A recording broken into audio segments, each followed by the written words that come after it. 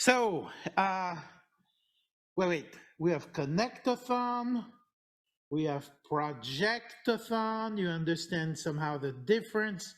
And now we get another testing event thing called Sharazone. Why do we need one more way to test? Why what we have is not sufficient? Let me, without moving to the slides, tell you a little bit about the birth of Sharazone. There was a number of folks that said, you know, when we tested the connectathon downstairs, we test a profile with 2, 3, 4, 5 other systems. And testing with 2, 3, 4, 5 other system transactions is pretty good. If you work with 2 or 3 other, you're likely to work with most others that have tested with 2 or 3 others. That's kind of the connectathon reality that we demonstrated. You don't need to test with 10, 20, 30. It's pretty much connecting if you want. However, the vendors reminded us that one of the issues we have is when we test content and clinical content, things are not quite the same way. When you test it that you can receive and process correctly clinical content coming from one source, you've tested it from one source. You get the next one and whoops, there's a little hiccup. And you do another one, oops, there is another little hiccup.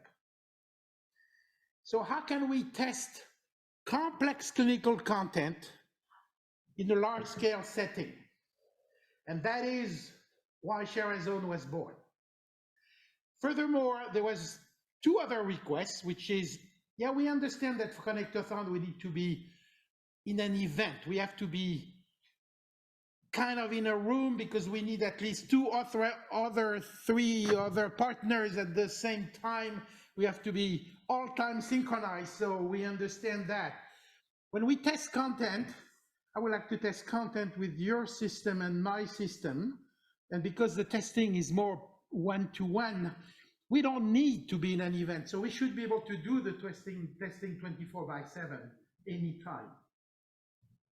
So could we have a service that is content-centric, clinical complex objects, and bring the testing at scale, and furthermore, bring me as a vendor who has a product into such a level of testing that I know that when I'm going to deploy my system at your hospital with this vendor product, because I've done Sharazone testing, it will work pretty well when I'm going to be in your hospital. So we want to be able to test with specific products, specific version, specific applications. And we know that there are many of those and that we're going to encounter a lot of those. So we need something that scales pretty large. So this was the set of constraints that came around Sharazone, and that led IHE, and for the time being, IHE-Europe took the initiative to actually fund the creation of Sharazone. In the word Sharazone, there is a zone. This is a place where you have things you can test with. We're going to talk about standardized objects that are being consumed. And what we decided for the start is to do it with DICOM object. Why do we want to do it with DICOM object? Is because the DICOM world and the DICOM standard is pretty regular, widely deployed. Interoperability on DICOM object is reasonably good. There is not national variance on DICOM objects. So we immediately have something we can test at scale worldwide, and a community that is used to work together. So this is why the choice of DICOM was made. We know that the framework will apply to CDA, to FHIR documents, to FHIR resources, to many other things. But we've learned in the DICOM world that this is not an easy problem to solve. The DICOM community has failed 3 times already since 1993 in setting that up. It's hard. It's not obvious. So we took all of the failures, we analyzed the failures, and we say, okay, let's take another attempt and try to navigate in between the cracks to deal with the failures. So the result was a creation of Sharazone, safe, neutral testing environment.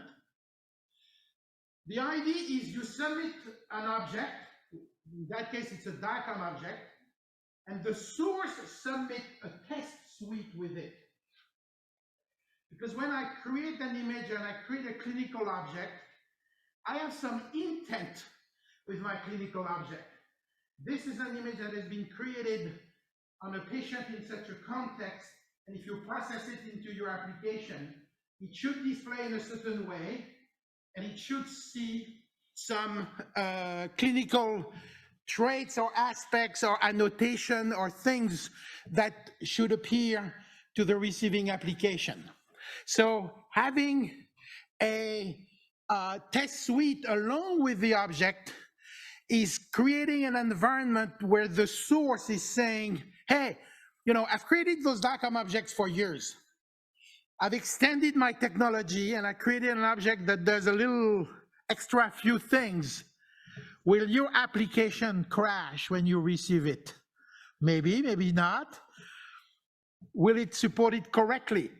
I need to give you a test to say, hey, when you get it, you do this display, you do that thing, you try to connect it to another object, and it should show this and this and that.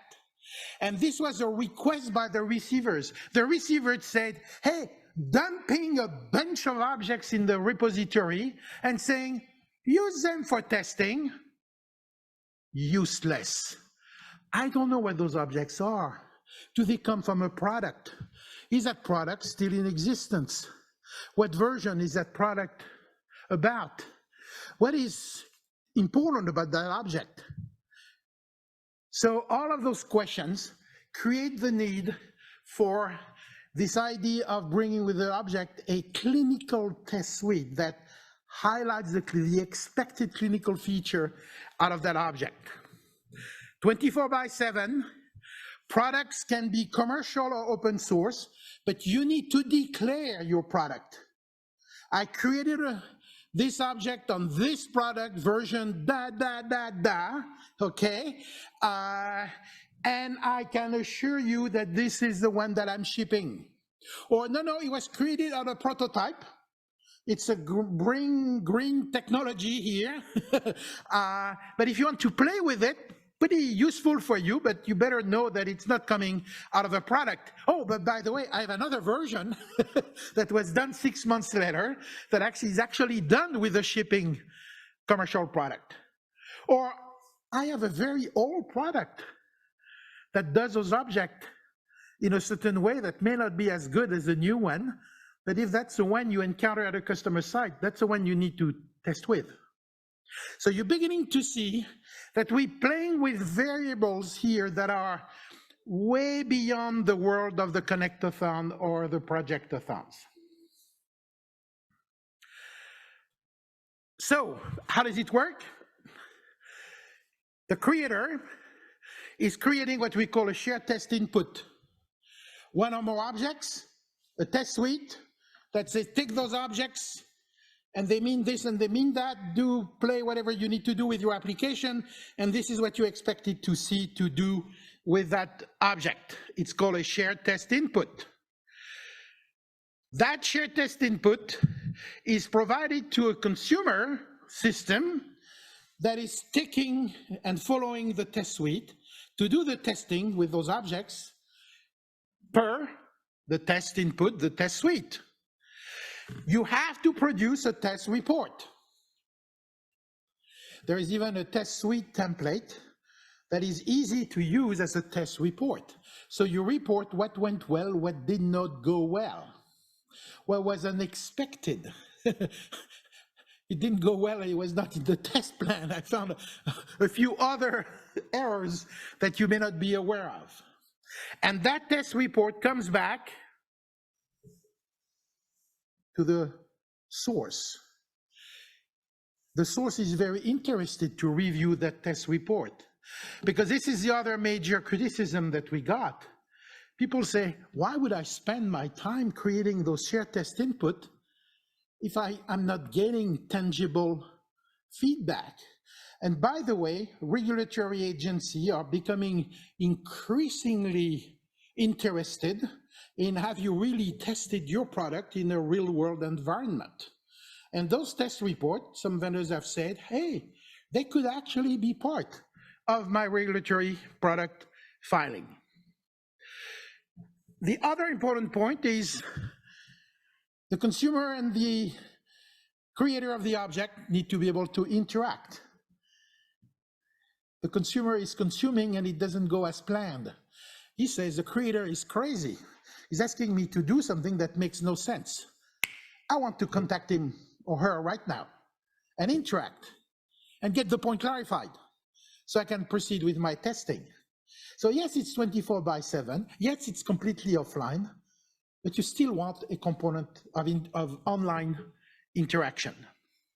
So those are the principles.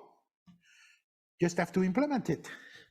In the middle, we took Gazelle as a test tool, as a test platform that has the running of testing among participating partner built in terms of a workflow. So we use actually the testing workflow engine, which is in Gazelle.